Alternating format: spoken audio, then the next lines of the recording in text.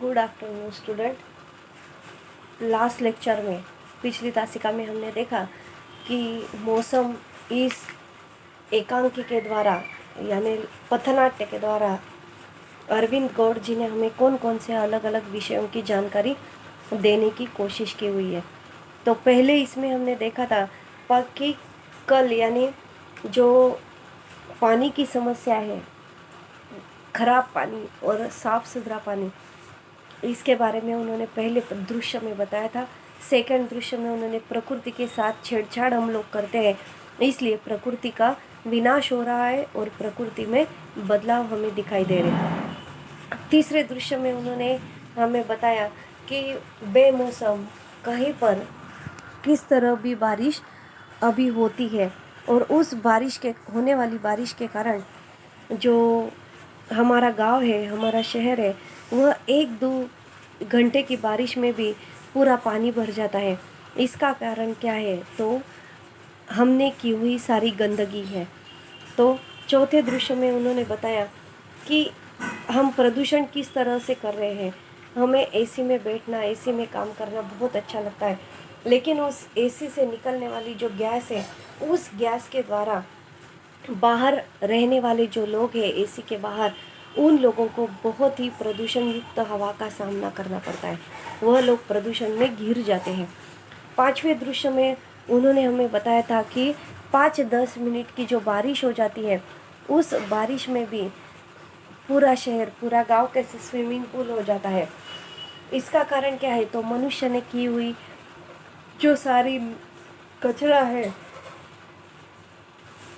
उस कचरे को नाले में, नदी पे, रास्ते में, सब जगह पर फेंक देने के कारण यह सारा जो आज हमें मुसीबतों का सामना करना पड़ता है, वह हमारे ही कारण है, ऐसा लेखक ने हमें बताया था।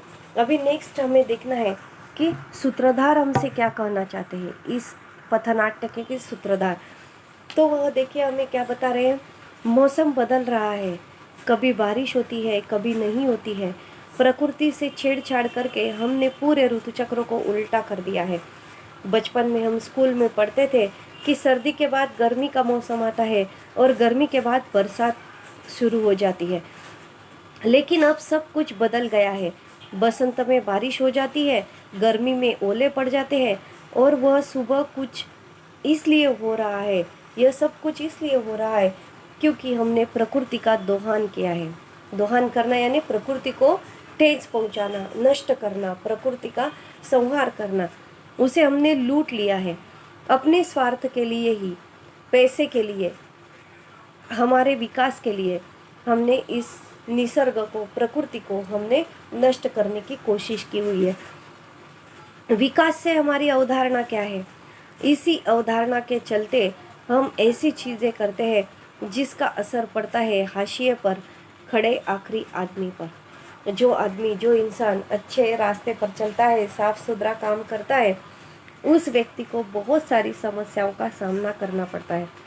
वह आखिरी इंसान होता है कि जो यह सब कुछ सहना उसे पड़ता है। उसके बारे में सूत्रधार ने हमें एक गीत सुझाया है, गीत समझाया है। देखिए वह क्या है गीत। बंजर सी जमीन, अभी देखिए हमने क्या कर दिया है, माहौल कैसा बदल दिया है, पृथ्वी का वातावरण हमने क्या कर दिया है और पहले कैसा था। बंजर सी जमीन हो गई है, बंजर यानी सूखी हो गई है। उस जमीन में सारी जगह पर वह टूट गई है, पानी की कमजोरी उसमें हो रही है, इसलिए वह जमीन अभी नापीक हो गई है। उसमें पीक भी अच्छी तरह से नहीं, फसल अच्छी तरह से नहीं आती है। बंजर सी जमीन, दूषित है हवा, पानी को भी हमने गंदा कर दिया। हमने क्या अच्छा रखा है? कुछ भी नहीं। हवा को भी हमने दूषित कर दिया, पानी गंदा कर दिया, इसलिए जमीन बंजर हो गई है। बंजर सी जमीन, दूषित है हवा, पानी को भी हमने गंदा कर दिया। मौसम बदल रहा है, यहाँ यह हो गया, कभी तुम कहते हो वहाँ वह हो गया। मौसम बदल रहा है, यहाँ यह हो गया, कभी तुम कहते हो वहाँ वह हो गया। बात समझ ले। बात समझ ले, समझ ले, बात समझ ले, बात समझ ले।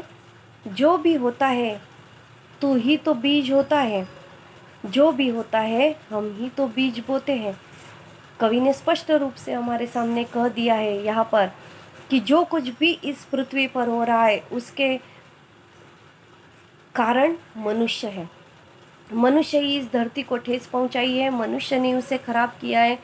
पूरी तरह से पृथ्वी पर उसका नुकसान करने वाला मनुष्य ही है। मनुष्य ने धीरे धीरे बीज बोना शुरू कर दिया, अभी उसका बहुत बड़ा वृक्ष हो गया है। इसलिए अब हमें इन बड़ी बड़ी बातों का, बड़ी बड़ी घटनाओं का सामना करना पड़ता है। अभी नेक्स्ट दृश्य हमें देखना है। उस दृश्य में हमें क्या कहा है? मृदा का प्रदूषण। मृदा यानी जमीन। जमीन किस तरह से प्रदूषित की हुई है हम लोगों ने, वह लेखक हमें इस पथनाट्य के द्वारा बताना चाहते हैं। तो देखिए, इतना परेशान क्यों लग रहा है, क्या बताऊं?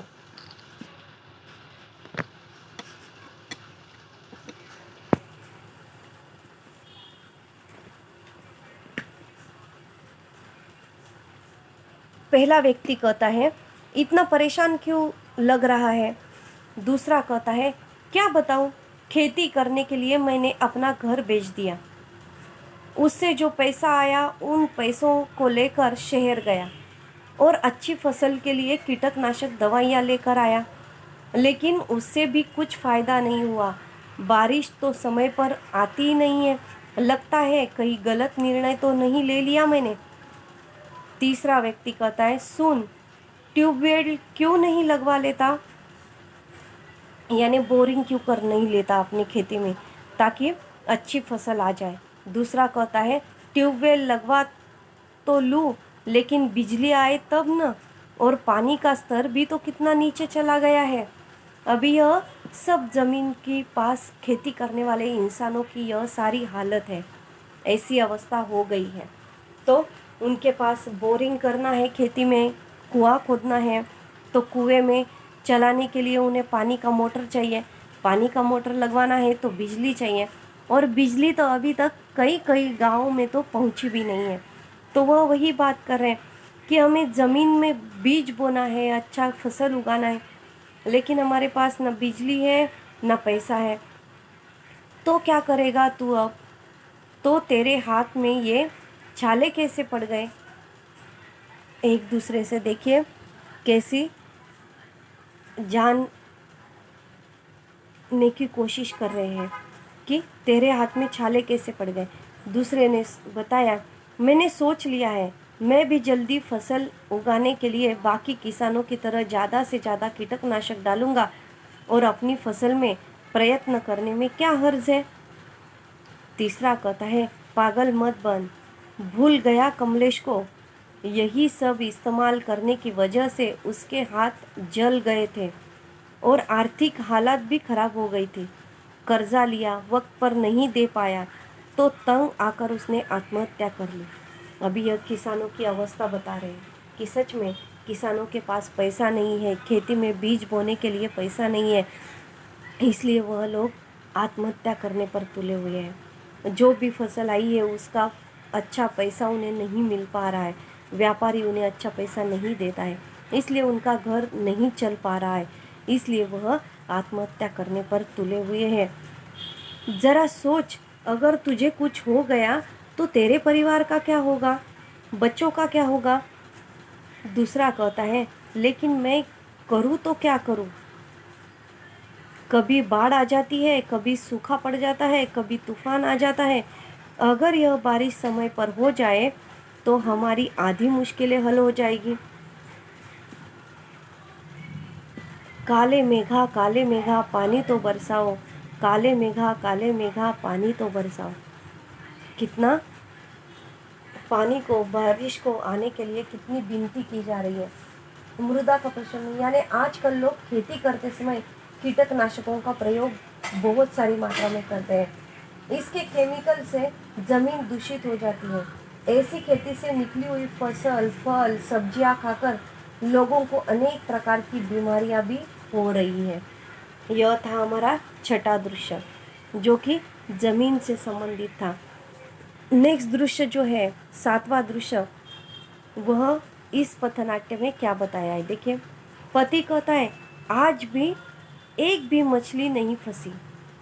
पत्नी ने कहा ऐसा कब तक चलेगा, घर में एक पैसा जो नहीं है, आज भी बच्चों को सिर्फ पानी पिलाकर सुलाना पड़ा। पति ने कहा मैं क्या करूं, जब से नदी के किनारे वह प्लांट लगा है, वे प्लांट सारा जहरीला केमिकल पानी में बहा देते हैं, जिसकी वजह से सारी मछलियां मर गई है। पत्नी ने कहा तो आप नदी के दूसरे पार क्यों नहीं चले जाते।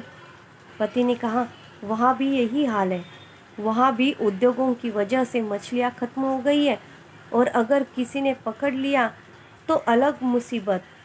अपने भाई से, भाई साहब हम दोनों आपके साथ आपके गांव चलते हैं, हम जंगल में काम कर लेंगे, कम से कम बच्चों को भूखा तो नहीं सुलाना पड़ेगा।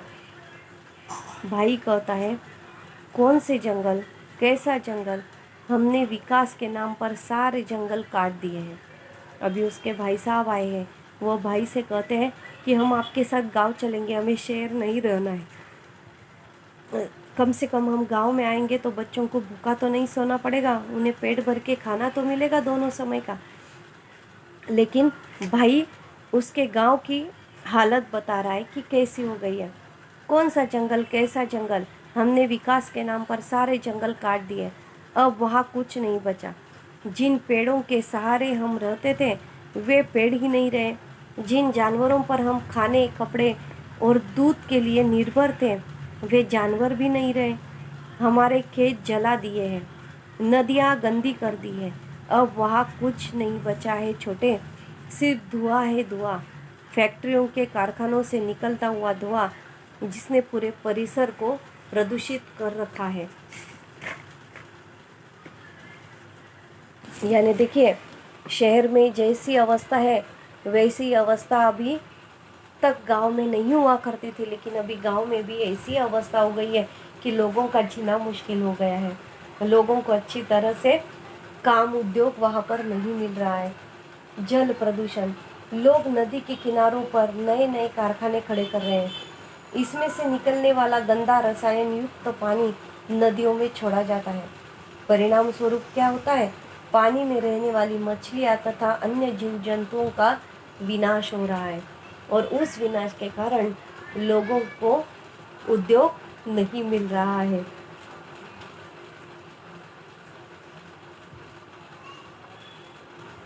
अभी 8वें दृश्य में, 8वें पथनाट्य में हमें लेखक क्या बता रहे हैं देखिए।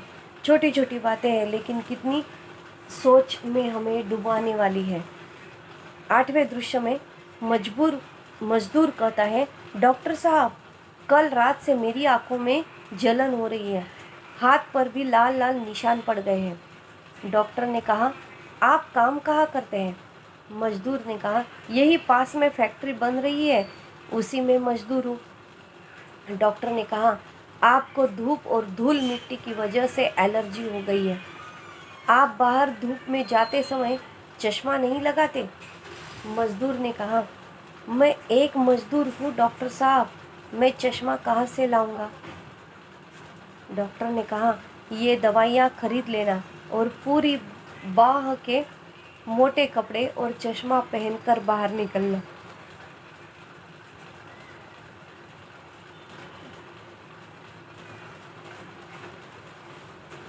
मजदूर ने कहा डॉक्टर साहब मैं मजदूर हूँ, बाहर निकलकर काम तो करना ही पड़ेगा, और यह सब मैं कहाँ से लाऊंगा। डॉक्टर ने कहा देखिए अगर आप यह सब नहीं करेंगे तो आपको स्किन कैंसर हो सकता है। अभी मजदूर है, गॉगल कहाँ से लाएगा, चश्मा कहाँ से लाएगा, अलग अलग सुरक्षा के लिए जो जो चीज़ें चाहिए वह कहाँ से खरीदेगा, दवाइयाँ कहाँ से खरीदेगा।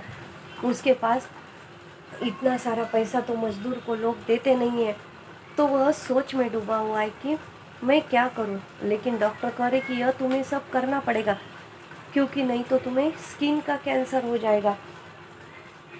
देखिए यानी गरीबों की अवस्था कैसी है हमारे भारत देश में। बहुत सारे लोग मजदूर हैं, गरीब हैं, उनके परिवार कैसे चलते हैं, वह लोग कैसे संभालते हैं।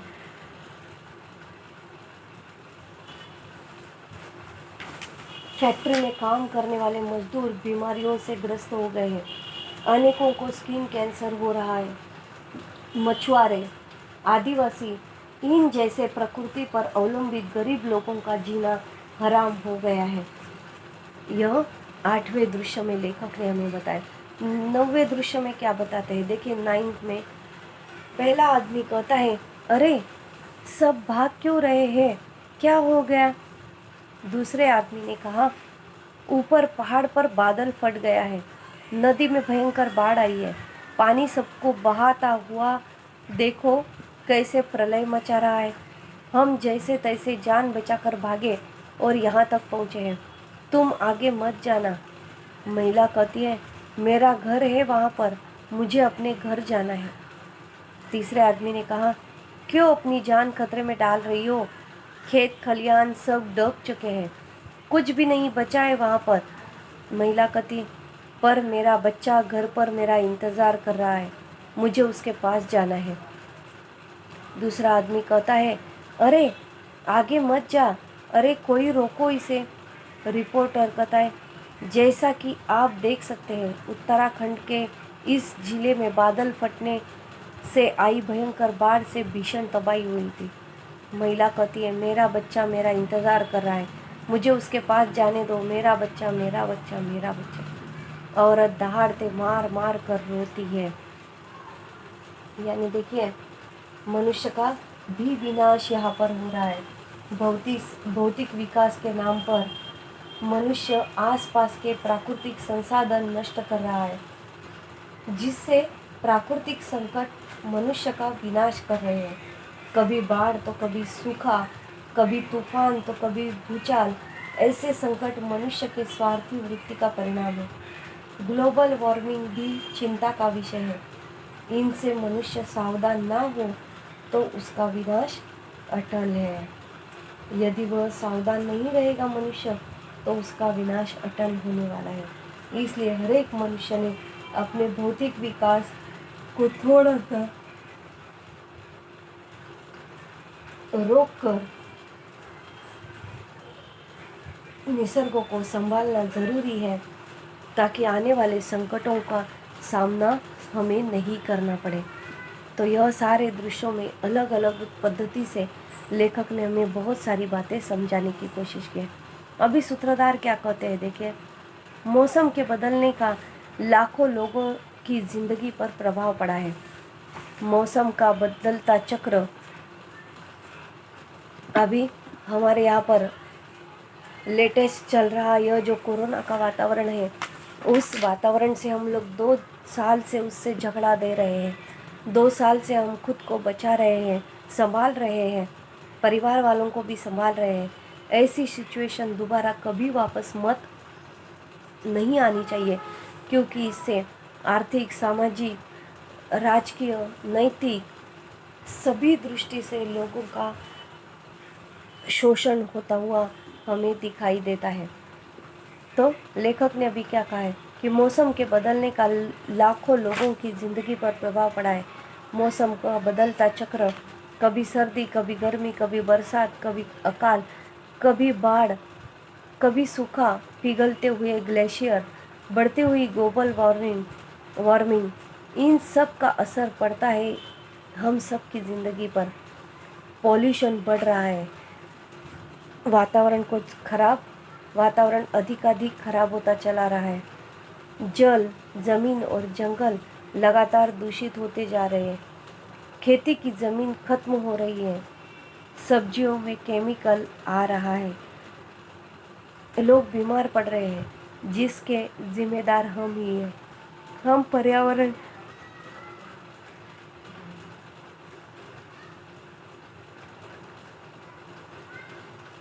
पर्यावरण को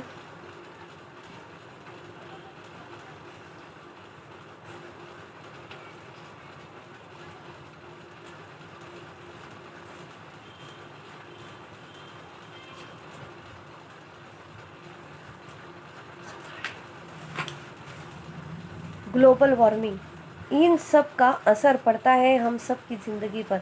पॉल्यूशन बढ़ रहा है, जल, ज़मीन और जंगल लगातार दूषित होते जा रहे हैं, खेती की ज़मीन खत्म हो रही है, सब्जियों के केमिकल आ रहा है, लोग बीमार पड़ रहे हैं, जिसके जिम्मेदार हम ही हैं। हम पर्यावरण को बर्बाद कर रहे हैं, नतीजा मौसम अपना असर दिखा रहा है। जम्मू कश्मीर, उत्तराखंड, बिहार, उत्तर प्रदेश, तमिलनाडु, केरल और समुद्र किनारे के इलाकों में हर जगह मौसम अपना असर दिखा रहा है। अमीर आदमी ताकतवर आदमी प्रकृति के संसाधनों का ध्यान कर पर्यावरण को खतरा पहुंचा रहा है। मरता कौन है? किसान, गरीब, आदिवासी, साधन विहीन आदमी जिसके पास पैसा नहीं है। कभी सूखे से मरता है, कभी बाढ़ से मर जाता है, तो कभी कर्ज में डूब कर मर जाता है।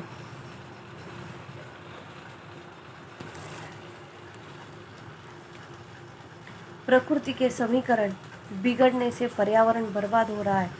कारखानों से निकलने वाला केमिकल नदियों का पानी दूषित कर रहा है। जंगल खत्म हो रहे हैं। कार्बन डाइऑक्साइड गैस की मात्रा लगातार दिन ब दिन बढ़ती चली जा रही है। ओजोन परत पर भी असर पड़ रहा है। शहरों में वाहनों की बेइंतहा तादाद भी बढ़ रही है। नतीजा जहरीली गैस हमारी सेहत को बर्बाद कर रही है। यह तो सब कुछ लेखक ने हमें सच सच बता दिया है पथनाट्य के द्वारा। हर एक विषय अलग अलग उन्होंने लिया और उसके द्वारा हमें मार्गदर्शन करने की कोशिश की है। नेक्स्ट जो है फिलर्स, इस फिलर्स के अंतर्गत आप लोगों को एक नया दृश्य बताया गया है। देखिए, पहले प्रश्न पूछे गए फिलर्स में और उसके उत्तर दिए जा रहे हैं। अलग अलग तरीके से उत्तर दिए जाते हैं। देखिए, मैडम, पहला प्रश्न, मैडम, हमें क्यों बदनाम किया जा रहा है? हम जहर अपने फैलाया, यह जहर हमने फैलाया है क्या? पेट्रोल डीजल यूज़ ना करो, कोयला यूज़ ना करो तो गाड़ियाँ, ट्रेनें, कारखाने कैसे चलेंगे? और थोड़ी बहुत कार्बन डाइऑक्साइड हवा में मिल भी गई तो इससे क्या अंतर पड़ता है? दूसरा आदमी कहता है, ज़्यादातर लोग यही कहते हैं कि क्या अंतर पड़ता है, पर कार्बन डाइऑक्साइड की मात्रा इतनी बढ़ गई है कि ओजोन की परत खत्म हो रही है। धीरे धीरे उसमें छेद हो रहा है, मौसम बदल रहा है, खेती बर्बाद हो रही है, जिंदगियां बर्बाद हो रही है। क्या वह असर नहीं है? पशु पक्षी गायब हो रहे हैं। क्या यह असर नहीं है? हमारी हवा में, हमारे पानी में, हमारी ज़मीन में, शरीर में जहरीली गैसें फैल रही है। क्या यह असर नहीं है? यह सब कुछ जानते हुए भी हम शुतुरमुर्ग की तरह रेत में अपना मुंह गड़ाए हुए बैठे हैं। दूसरा प्रश्न देखिए क्या कहा जाता है। खेत में अगर दवा न डाले, यूरिया न डाले, कीटनाशक न डाले तो अच्छी फसल कैसे होगी? अपनी बीवी बच्चों का पेट भी तो पालना है। उत्तर देखिए, कीजिए, पर इससे आपकी ज़मीन बंजर हो जाएगी, वहाँ कुछ भी नहीं उगेगा। यूरिया डालने की वजह से सब्जियों में केमिकल आ रहा है, लोग बीमार पड़ रहे हैं। तीसरा प्रश्न देखिए क्या पूछा है लेखक ने। मैडम जी, अगर बड़े बड़े कारखाने नहीं निकालेंगे तो विकास कैसे होगा? उसका उत्तर, किसने रोका है कारखाने लगाने से, विकास करने से? लेकिन जहाँ खेती होती है वहाँ कारखाने मत लगाओ। वहाँ कारखाने लगाओगे तो पेड़ काटोगे, जंगल कटेगा तो ग्लोबल वार्मिंग होगा। वहाँ पर हर एक प्रश्न का उत्तर समाधान पूर्वक और सच्चाई से भरा हुआ दिया जा रहा है। चौथा प्रश्न पूछा जाता है, हमें क्या लेना ग्लोबल वार्मिंग से? अगर बाहर गर्मी पड़ती है तो मैं अपने घर में एसी लगवा लूँगा, इससे कौन सी मेरी धंस की पूंछ उखड़ जाएगी?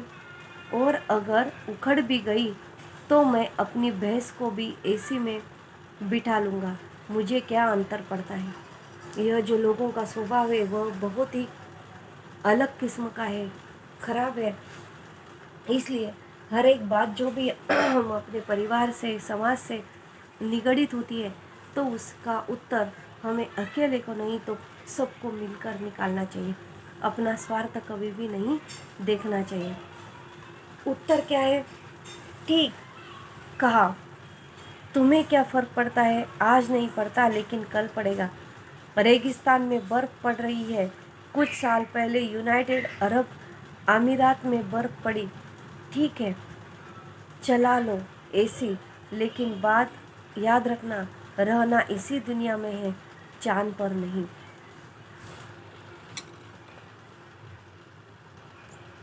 नेक्स्ट क्वेश्चन पूछा जाता है, फलां के घर में 20-20 एसी लगे तो लोगों को क्या फ़र्क पड़ता है? अपने स्विमिंग पूल का पानी रोज़ बदलते हैं। उसके घर में 3-3 गाड़ियाँ हैं, एक उसके लिए, एक उनकी बीवी के लिए और एक उनके कुत्ते के लिए। पैसा है तो खर्च तो करेंगे ही।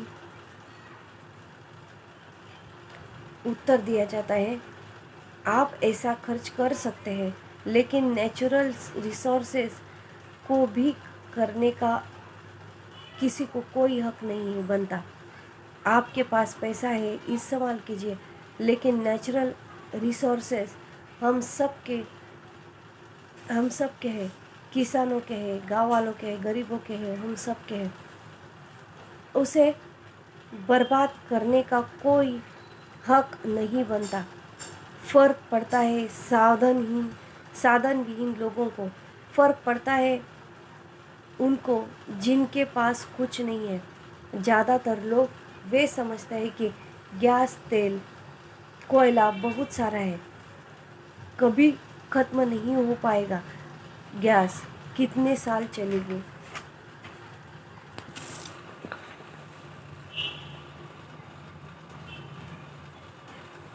कोयला कितने साल चलेगा? पेट्रोल डीजल कितने साल चलेगा? आने वाली पीढ़ियों को हम सब मिलकर अंधे युग में धकेल रहे हैं। क्या चाहते हो?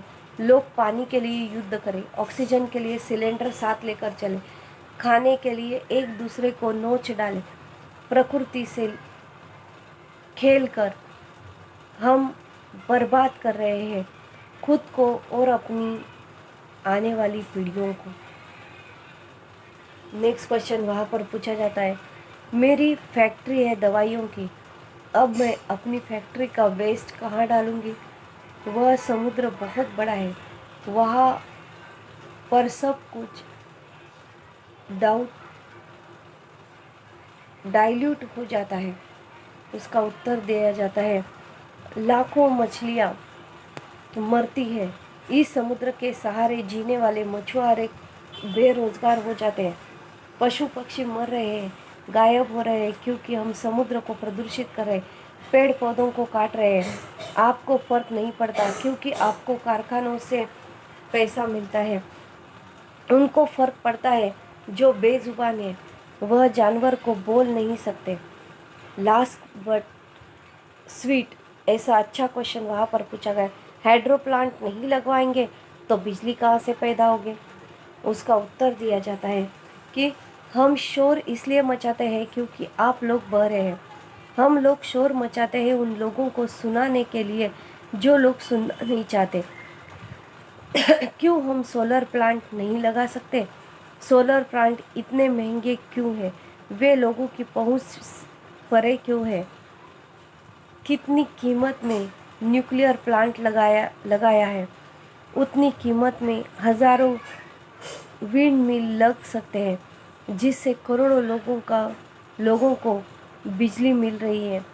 हम सब मिलकर इसे प्रोत्साहन क्यों नहीं देते? इस पर रिसर्च क्यों नहीं करते? जिस तेज़ी से क्लाइमेट चेंज हो रहा है, क्या इस पर रिसर्च भी हो सकता है? उसके लिए एक्शन लेना क्या हम सब की जिम्मेदारी नहीं है? श्रीनगर में जो हुआ, उत्तराखंड, तमिलनाडु, केरल, भोपाल गैस कांड में जो हुआ, क्या वह सब चेतावनी नहीं है कि अब भी संभल जाओ, अगली बारी तुम्हारी है। जिसे हम आज बर्बाद कर रहे हैं, जल्द ही वह हमारी पूरी सभ्यता को भी बर्दाश्त